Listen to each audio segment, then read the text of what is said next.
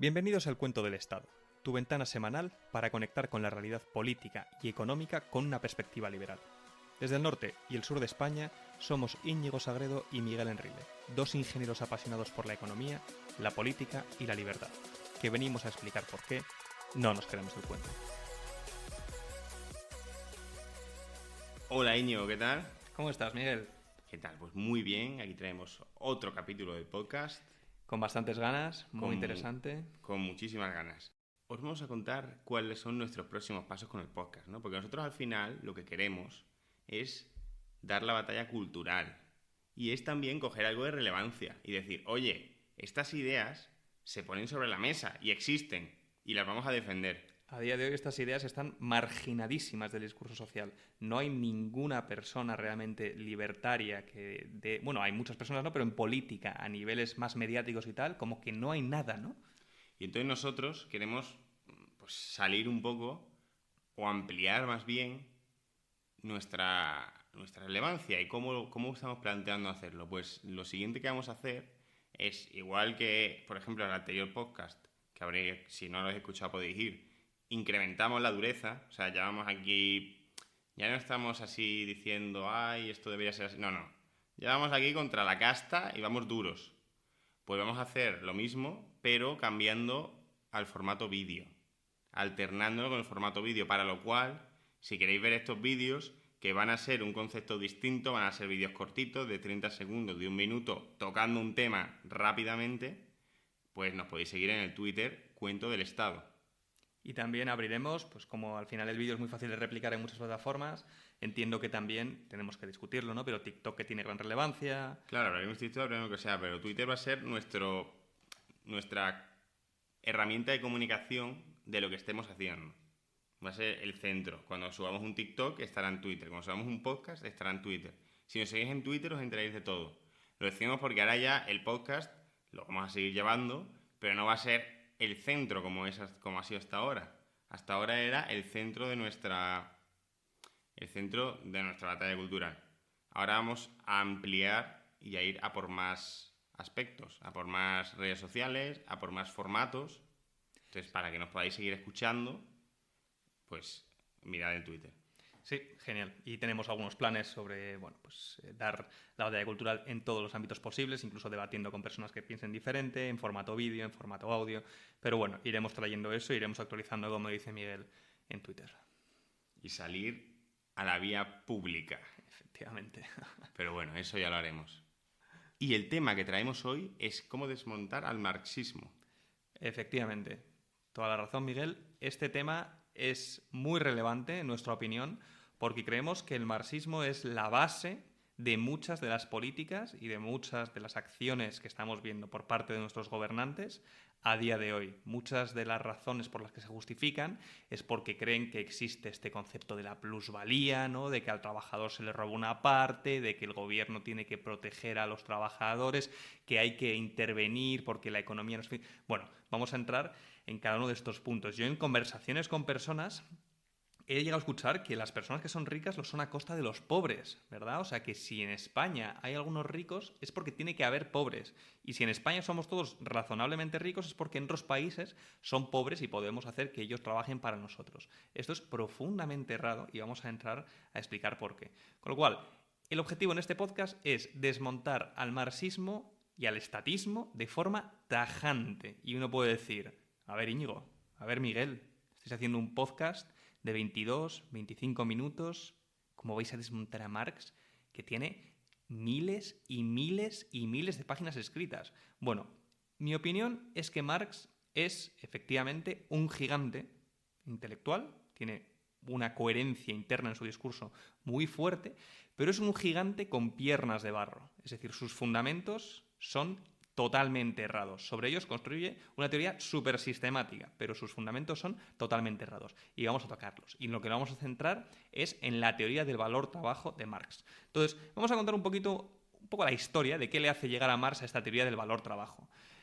Adam Smith, que escribió La riqueza de las naciones, es uno de los primeros economistas que empezó realmente, uno puede decir que los escolásticos fueron antes que él, pero bueno, uno de los primeros economistas que empezó a tratar la economía y intentar entenderla como una ciencia, por lo que es, no por lo que debería ser. Hasta entonces la gente hablaba de, oye, no, este precio debería ser este, el otro. Pero bueno, Adam Smith llegó a entender, a estudiar, a intentar estudiar la economía por lo que debería ser. Entendió la división del trabajo, ¿no? Y como Robinson Crusoe, que era una persona que vivía en Londres de clase media, le llevabas a la isla y de repente era paupérrimo, era absolutamente pobre porque no había división del trabajo, ¿no? Y la importancia que tenía esta. Y entonces Adam Smith desarrolló la teoría de los costes de producción. Es decir, oye, el valor de algo, el valor de lo que está, del teléfono móvil que estáis sujetando ahora, del ordenador, de cualquier cosa, depende de los costes de producción. Y en esos costes de producción hay, pues, trabajo, hay en aquella época había tierra, había una serie de costes, trabajo era uno de ellos, y esos costes daban lugar al valor de las cosas. Luego llega David Ricardo, que es un economista, y posteriormente dice, oye, mira, eso está muy bien de que los costes, pero lo que realmente determina es el trabajo que tienen las cosas, y desarrolló esta teoría del valor trabajo. Y esta es la teoría del valor trabajo que utiliza Marx para hablar de plusvalía. Es decir, oye, si las cosas, el valor que tienen, dependen del trabajo que le has añadido a esa cosa, entonces cuando el capitalista lo vende por más de lo que le ha pagado al trabajador, está robando. Es la famosa plusvalía, ¿no? Entonces, Marx habla del concepto de trabajo socialmente necesario. No es verdad, mucha gente critica a Marx erróneamente diciendo, no, claro, si una persona tarda muchísimo en hacer algo, pues obviamente ese valor no es en función del trabajo, no. El trabajo del que habla Marx es el socialmente necesario, es el trabajo medio, es decir, para productos que son replicables, ¿cuánto trabajo de media se le pone a ese producto? Y ese es el valor que tiene, el trabajo socialmente necesario. Y por tanto, como tienen que haber bienes replicables, no pueden ser solo uno, pues la teoría del valor trabajo de Marx solo aplica a esos bienes replicables. Marx entra en pánico cuando le dicen, oye, ¿cuánto vale una obra de arte? ¿Por qué alguien puede pagar tanto? Y dice, pues no es replicable, no lo sé, yo no me mojo, tal, no sé qué. Entonces, como veis, esta teoría, tanto la de los costes de producción como la teoría del valor trabajo, son teorías del valor objetivo. O sea, el valor como una característica objetiva intrínseca a un bien, ¿no? Es algo que, pues, este producto que tengo en mi mano tiene X unidades de valor. El valor es algo objetivo y medible, como quien puede medir con una regla la distancia o con una báscula el peso. Claro, esto como vemos, pues hay cosas a las que no aplica, luego hay excepciones extrañas porque tienes que irte a las medias, en el equilibrio, en no sé qué. Claro, pero esto hay muchas cosas que no explica, ¿no? Esa teoría es bastante imperfecta. Y esa teoría fue superada por la revolución marginalista, ¿no? Con Karl Menger, pero vamos a utilizar a un autor que se llama Mises, que lo hemos citado varias veces, para explicar qué es esto de la revolución marginalista y de la teoría del valor subjetivo. O sea, el valor no es algo objetivo, como estamos diciendo, que se puede medir, sino que es una cosa subjetiva. Y vamos a explicar qué es esto. Recientemente, un luchador, que no sé si lo habéis visto en MMA, ha dicho, cabrones, leed las 6 bases de la economía austríaca de Mises. Así que es un buen momento para recomendar esa lectura. Las 6 bases de la economía austríaca. Sí, y bueno, la acción humana y muchas otras, ¿no? Pero, ¿en qué se fundamenta Mises? Mises dice, oye, mira, los seres humanos, ¿vale?, realizamos lo que se llama acción humana. ¿Qué es esto de acción humana? Muy sencillo. Los seres humanos tienen fines. Tengo que alimentarme, tengo el fin de que quiero, pues no sé, tener relaciones sociales, tengo esto, tengo lo otro, tengo varios fines. El ser humano tiene fines. Y para conseguir esos fines, utiliza medios. Entonces, ¿qué es el concepto del valor subjetivo? Cuando alguien ve un bien, lo tiene en su mano, está viendo, por ejemplo, un mando, ¿no?, de Play 5, lo estás mirando, y entonces, ¿por qué alguien le otorga valor a eso? Pues porque cuando el ser humano ve ese bien, proyecta en ese bien sus fines y lo ve como un medio para conseguir esos fines. Bien, entonces, yo tengo unos fines. Quiero divertirme porque estoy cansado. Veo el mando de la Play, proyecto mis fines en ese mando. Este mando puede conseguir mis fines. Y por tanto, en ese momento le otorgo valor. Y como cada ser humano tiene fines diferentes, es decir, oye, pues yo no tengo la misma escala valorativa de fines que puede tener Miguel, que puede tener otra persona, como la escala valorativa de fines es diferente, entonces en un intercambio pueden ganar las dos personas. Es algo maravilloso. O sea, cuando Miguel dice, por ejemplo, oye, yo te doy este mando de la Play y a cambio tú me das este vaso de agua. Pues yo a lo mejor valoro mucho más el mando de la Play y Miguel, por alguna razón, valora más el vaso de agua. Es un ejemplo tonto, pero podemos verlo. Entonces, en el intercambio, las dos personas ganan. Se crea valor para las dos personas. Pongamos un ejemplo muy sencillo. Imaginemos que, pues no sé, tú estás en tu clase en el colegio, sois 30, ¿bien?, Entonces llegan camisetas, ¿no?, que nos los han traído para todas las personas, ¿no? Y les llegan en una caja. Y entonces las dan aleatoriamente.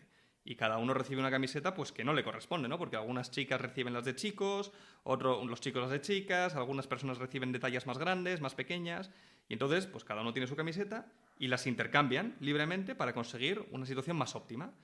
Cada intercambio que se está produciendo de forma voluntaria y, por tanto, las dos personas están ganando. Con lo cual, cuando la gente va al mercado, ya bien sea para comprar bienes y servicios, ¿no?, cuando vas tú al supermercado, o cuando tú vendes tu trabajo, tu fuerza de trabajo, tú vas a trabajar y te estás vendiendo tu fuerza de trabajo, las dos personas están ganando. Con lo cual, esa excusa del gobierno para intervenir de que se está realizando explotación es totalmente errónea, porque, como decimos, el valor es subjetivo.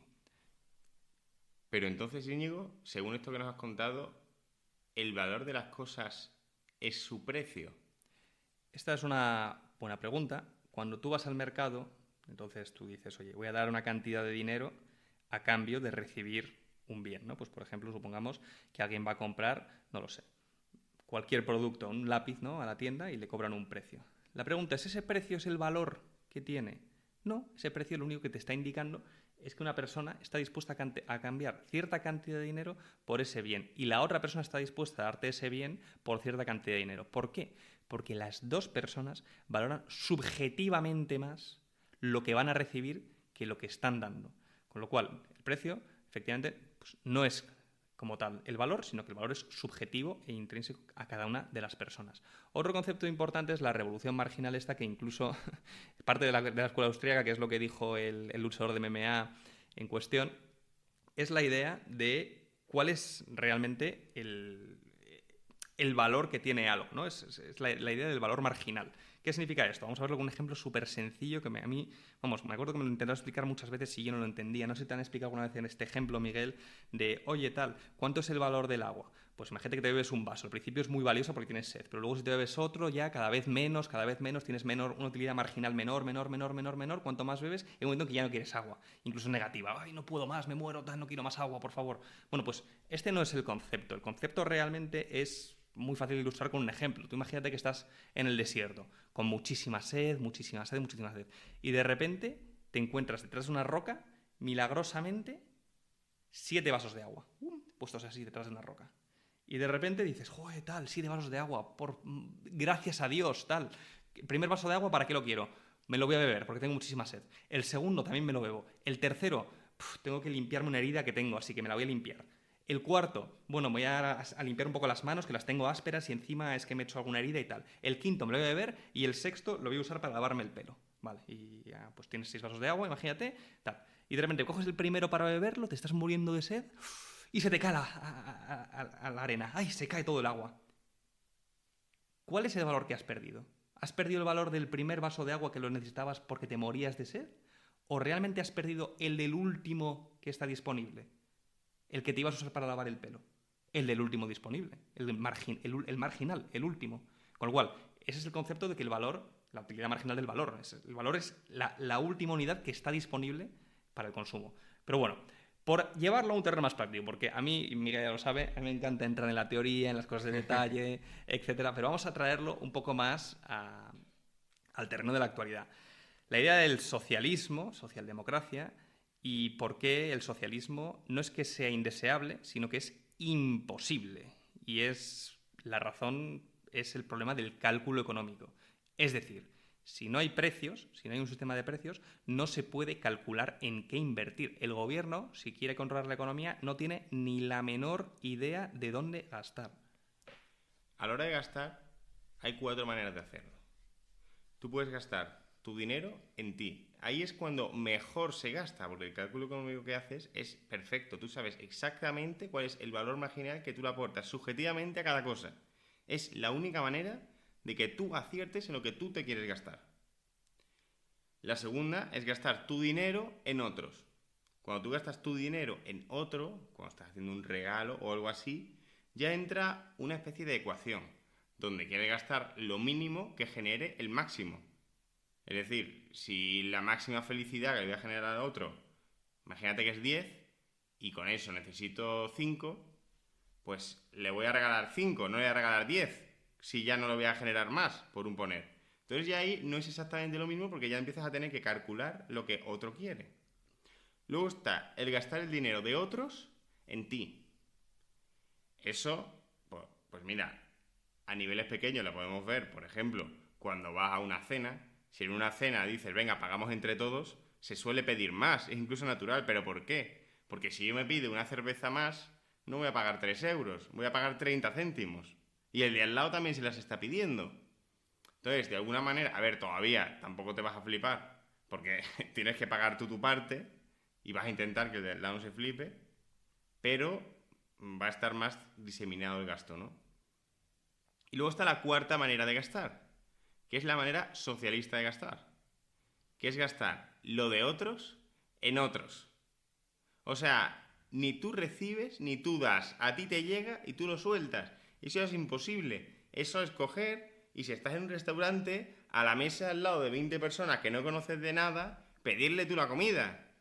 Y es que no sabes ni lo que quieren, porque igual quieren asiático, igual quieren argentino, igual quieren español y tú no tienes ni idea. Entonces, inevitablemente lo vas a hacer fatal, pero es que es imposible. La única manera es que tú vayas a cada uno y le preguntes, oye, ¿tú qué quieres comer y cuánto estás dispuesto a pagar? ¿Y cuánto estás dispuesto a pagar? Pero claro, eso en sociedad no se puede hacer, no se puede ir uno por uno. Entonces, la única manera de hacerlo bien es que volvamos al primer punto, a gastar lo mío en mí, lo de cada uno en uno mismo. Eso es la manera libertaria de gastar y la manera socialista es la cuarta, lo de otros en otros. Y por eso siempre funciona fatal y por eso es imposible calcular. Sí, cuando Mises de hecho dijo el socialismo es imposible, la gente flipaba, decía, ¿cómo imposible? ¿No será deseable? No, es que es imposible. O sea, no puedes calcular dónde tienes que asignar los recursos. Los precios no son algo arbitrario. Cuando tú vas a la tienda y ves un precio, no es una cosa así mágica que se está... No, el precio lleva información. Cuando los precios de algo suben, le está diciendo a la economía de manera descentralizada, oriéntense los factores productivos para producir esto, porque hay escasez y porque hay demanda. Esto, el político desde su poltrona no lo sabe, no puede saberlo. Entonces, el sistema de precios no es una cosa aleatoria. Por poner un ejemplo, si el socialismo como tal, absoluto, se intentó. Hubo una vez que llegó más o menos a funcionar durante la Unión Soviética al principio, en el famoso comunismo de guerra, que duró 1 año y medio, porque fue tal desastre, se diezmó prácticamente la producción, las cosas estaban tan mal fue el desastre, uno de los mayores desastres de la historia, y se pasó luego a la NEP, a la New Economic Policy, que pues introdujo unos elementos de mercado y ya por tanto no era tanto socialismo, ¿no? Pero 1,5 años de socialismo fue un desastre absoluto. Entonces aquí pues la gente preguntará, vale, esto está muy bien, todo el mundo sabe que el socialismo es muy malo, tal... ¿Cómo nos afecta a nosotros esto ahora, Íñigo? Si el socialismo solo queda en Cuba, en Venezuela... bueno, sí, España es verdad que cada vez está tendiendo más... A ver, esto también funciona en grados. Es decir, en el mismo grado en el que el socialismo es absolutamente imposible en su totalidad, la socialdemocracia lo que hace es que todos vivamos significativamente peor. Porque la mitad, en este caso del PIB, que controla el Estado, se está destinando de manera profundamente subóptima. No se sabe, los políticos no saben calcular a qué destinarlo. Tú a lo mejor estás pagando y dices, sí, yo querría una educación, pero es que no querría una educación si pudiera elegir nada parecida a la que estoy recibiendo. Estoy recibiendo una educación que es que no quiero. O sea, que quiero que mis hijos tengan otra, pero porque estoy en el sistema no puedo hacer otra cosa. Igual con la sanidad, igual con las subvenciones que puede dar el Estado de manera arbitraria. Y ya no solo la mitad del PIB que te consume el Estado, sino también cuando mete sus garras en otras partes de la economía a través de, pues, regulaciones, precios mínimos, aranceles, salarios mínimos, etcétera, etcétera, etcétera. Entonces, estamos en España, y bueno, en muchas partes del mundo también, lamentablemente, pero en España estamos perdiendo la mitad, más de la mitad de la riqueza. Estamos siendo extraídos esa mitad y no se puede, es imposible que esa mitad que nos están robando pueda ser utilizada de manera óptima para satisfacer nuestros fines. Se intentará más o menos, te darán una cosa, qué tal, pero no, siempre será de forma subóptima. Con lo cual, igual que es imposible el socialismo porque no sabe calcular, ahora mismo vivimos en economías que son medio socialistas prácticamente, con lo cual normal que cada vez notemos que vivimos peor, que las cosas son más difíciles, que nuestros padres tenían más oportunidades. ¿Por qué? Porque por mucho que progresemos tecnológicamente, el Estado se sigue quedando con la mitad, nos sigue parasitando la mitad y tenemos que poner fin a esto.